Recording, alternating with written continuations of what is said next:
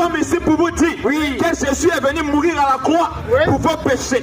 Une religion dans laquelle on enseigne que Jésus n'est pas mort. Cette religion est païenne. C'est ça. Elle est contre la doctrine apostolique. C'est ça. Et nous vous invitons ce soir à la compréhension. Pour vous dire que tous les événements majeurs que la Bible avait prophétisés, qui devaient précéder la venue de Jésus, ces événements ont commencé à s'accomplir. On voit des nations qui se combattent. On voit des pays qui se divisent. On voit des maisons qui se divisent. Posez-vous la question. Qu'est-ce qui se passe? Aujourd'hui, les gens parlent des bombes atomiques. On nous parle de bombes nucléaires. On nous parle de 3e guerre mondiale. Mais qu'est-ce qui se passe? On nous parle des faux prophètes qui s'élèvent, de Kakou Philippe qui s'élèvent, des Akbadadja Etienne, tous des faux prophètes qui sont en train de s'élever. Mais qu'est-ce qui se passe? Partout on nous dit Jésus n'est pas Dieu. Partout on nous dit Jésus c'est un simple prophète. Et j'aimerais vous dire ce soir, Jésus est le Dieu tout-puissant. Il est l'alpha et l'oméga. Il est le seul qui a dit, je tiens les clés du séjour des morts. Il est le seul qui a dit, j'ai vaincu la mort. C'est pourquoi l'apôtre Paul qui a croisé Jésus sur le chemin de Damas, il pouvait s'arrêter et dire, mort, où est ton aiguillon?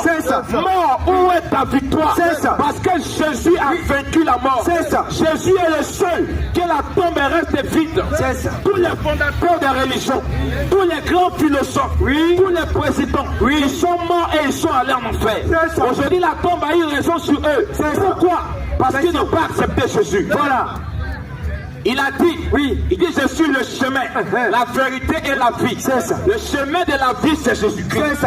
Le chemin de la résurrection c'est Jésus-Christ. Mais si toi tu empruntes un autre chemin, il faut savoir que tu n'as pas la vie éternelle. En vérité, parce qu'il est le seul qui donne la vie éternelle. Il a dit j'ai le pouvoir de donner ma vie et de la reprendre. Jésus a donné sa vie à la croix pour nous. Parce que l'écriture a été claire. Le salaire du péché c'est la mort. C'est-à-dire que lorsque ce que les péchés demandaient comme salaire, c'était qu'un innocent puisse mourir. Mais qui était juste sur la terre? L'écriture a dit tous ont péché. Ils sont privés de la gloire de Dieu. C'est-à-dire que lorsqu'on regarde du côté de mon papa ne pouvait rien faire. Lorsqu'il regarde du côté de ma maman, elle ne pouvait rien faire pour moi. Mais mon oncle ne pouvait rien faire pour moi. Parce que le poids était lourd. Très lourd. L'écriture a été claire. Il dit ce n'est pas par des choses périssables. Ce n'est pas par de l'argent, ni par de l'or que vous avez été racheté. De la vaine manière de vivre que vous avez hérité de vos pères. C'est ça. Oui. Le péché c'est hérédité. En vérité, on a hérité le péché d'Adam. C'est parce que Adam a péché.